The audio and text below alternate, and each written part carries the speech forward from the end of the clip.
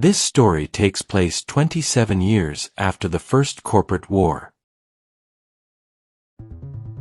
The Nest by Sean Carrière. Chapter 7. Luckily, the gray gunk on their vehicles didn't smell when it was dry. Kyle got behind the wheel of Bench Press's van, and Laura got into the driver's seat of her truck.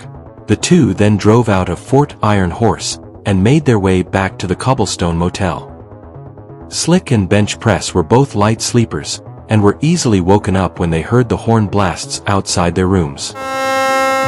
Sam, on the other hand, took a little more encouragement to drag his ass out of bed.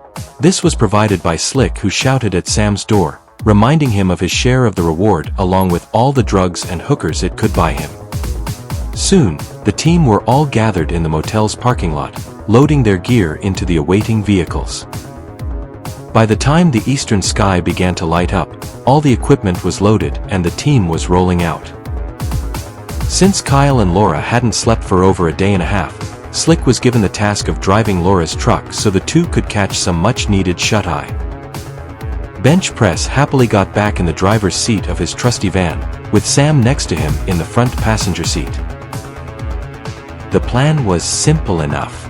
The team would drive westward over the mountains, all the way to the last remaining barter town before the sea zone.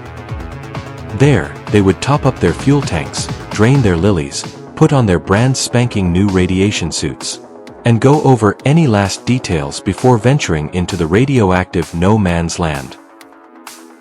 Slick was a smooth driver as he followed about 40 meters behind Bench Press's van. This allowed Laura to fall asleep instantly as she stretched out along the rear passenger bench seats of her truck. Kyle sat in the front passenger seat, but he was unable to doze off. Instead, the young bounty hunter put on a pair of earphones and played the recorded messages on the microdisc he got from Colonel Drake. The first message was just as the Colonel described, Danny Blue barking orders to his gang somewhere west of the sea zone to come and extract him. Danny's overall tone was that of anger, irritation, and impatience. Just like anyone stranded someplace they really didn't want to be.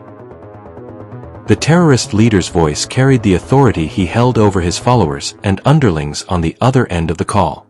Everything Danny Blue said received a crisp, "Yes, boss," and "Right away, boss," in response. What bothered Kyle was the second sat phone call, made 2 hours later. This time, it wasn't Danny Blue's voice, but the voice of one of his followers named Bobby, obviously one of the gang members who aided in Danny Blue's escape. The first playback sounded like indiscernible gobbledygook to Kyle.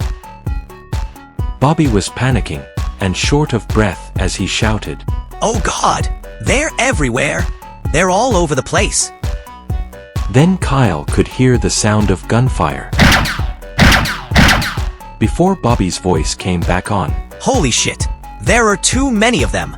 You got to get us out of here!" This was followed by several more gunshots. Whoever was on the other end of the second sat phone call seemed just as puzzled as Kyle was as they attempted to communicate with Bobby. "Say again. What's going on over there? Bobby, respond." The gang member on the other end of the call was barely audible over the sound of more gunfire. Finally, Bobby's voice came back on one last time. "They're all around me! Sweet Jesus! They won't stop coming!" This was followed by a few last gunshots. A blood-curdling scream. And then eerie silence. The confused gang member on the other end of the call made one final attempt at communication. Bobby, respond. Bobby." Then nothing but silence as the signal died. Kyle played the second recording back several times, trying hard to understand what he was listening to. He then felt a flash of anger as he figured another team of bounty hunters must have been sent in to capture Danny Blue, and had gotten to him first. Early in his career catching bad guys, Kyle had learned there weren't nothing more dangerous than two hunters going after the same prey, as they usually shot each other in the back. "God damn it, Colonel," Kyle thought. Is this why you didn't want me to hear these recordings? It really burned Kyle up to think Colonel Drake would withhold this kind of information. The implication that the Colonel didn't fully trust Kyle and his team was infuriating to the young bounty hunter. Son of a bitch! Kyle muttered under his breath. What was that, boss? Slick asked as he kept both hands on the steering wheel and both eyes on the back of Bench Press's van 40 meters ahead of them. Oh, nothing.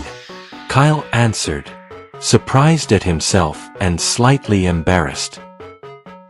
Definitely unable to fall asleep now, Kyle fired up the radio and called Sam in the van ahead.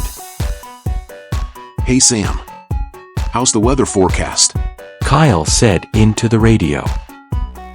Sam had been put in charge of monitoring the wind patterns on the meteorology network to make sure the lower radiation alley cutting through the C-zone was still good. Oh hey boss, ain't you supposed to be sleeping? Sam said back into the van's radio. Don't fret over me, Sam. How are the wind patterns? Kyle said with more than a hint of irritability in his voice. Sam looked at the flat-screen monitor on the van's dash, scanned the most recent weather report, and then quickly switched to the radiation map satellite image to confirm the lower radiation alleyway was still there. Looks like we're still good, boss. The breacher answered. Good. Keep your eyes on those winds, and let me know if there are any changes. Over. Kyle said before switching off the radio. It was going to be another hour before they would reach the barter town of Martha's Corner, and Kyle knew he wouldn't get enough sleep even if he could doze off now. So, like the team leader he was, Kyle mentally went over the plan to capture Danny Blue several dozen more times in his head. This provided him with little comfort. Goddamn you, Colonel. Kyle thought to himself as he stared ahead through the truck's windshield.